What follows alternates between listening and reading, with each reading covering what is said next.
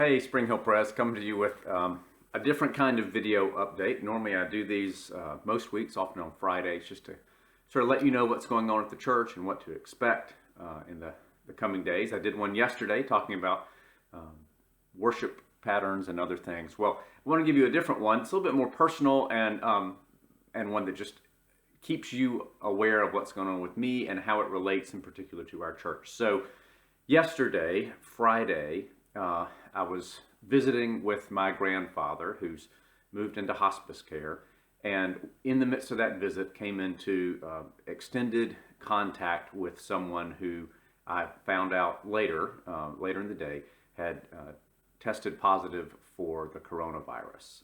This wasn't I happened to be in a meeting, but we were far away. No, this was definite contact, and so not something exciting at all. Certainly pray for the person who has the virus, tested positive, but seems to be doing okay.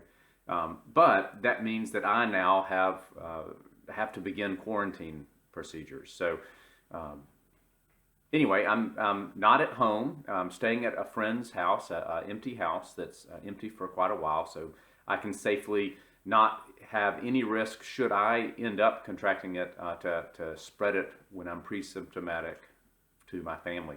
Anyway, that means I'm following CDC guidelines, right? We're trying to be real intentional at Spring Hill Pres, both in our office staff and our decisions around the church. And so that means I need to try to model that as well and to fully comply with those expectations. And so I'm going to be quarantining for 10 days with the hope of negative test results, meaning at the end of 10 days, returning back to church, back to work, back to everything. So here's what that means for you. First, I want you to know I have not tested positive for the coronavirus. I don't have any symptoms.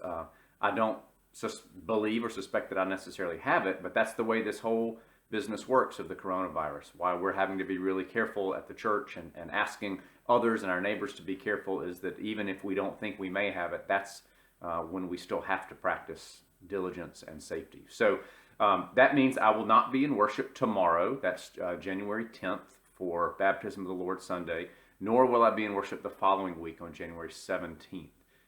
We are in the good hands of Dr. Anna Fulmer-Duke, our associate pastor, who will take the lead role for both of those services, as well as for the Sunday night service coming up tomorrow night.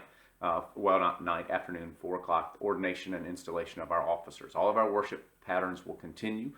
The difference is this time I'll be joining all the rest of you participating in worship online from this computer, this laptop. It also, though, means many of the things that are going on in the church. So I have a number of committee meetings, Zoom meetings, both for our congregation and the presbytery and other things going on. I'll still be fully participating in those. I'll be working on things, making pastoral calls. If you have anything that you need, please give me a call, because I'll be sitting here wanting to be as active as I can and be as helpful as I can. I just can't be in the church physically, nor can I be in my house physically.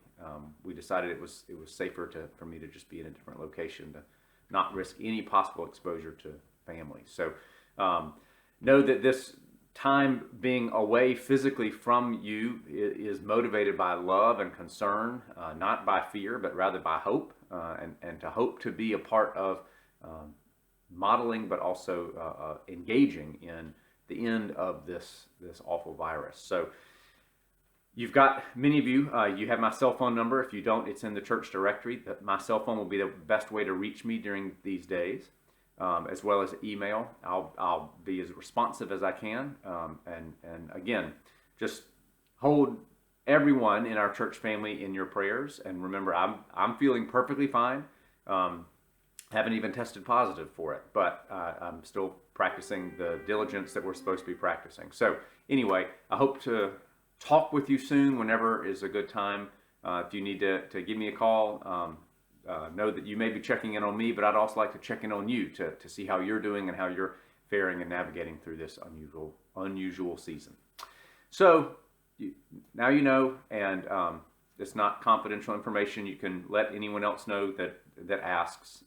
I'm just trying to follow the safety protocols as we're asking all in our community to do, and certainly trying to model in our church family. All right, thanks, and hope to talk with you soon.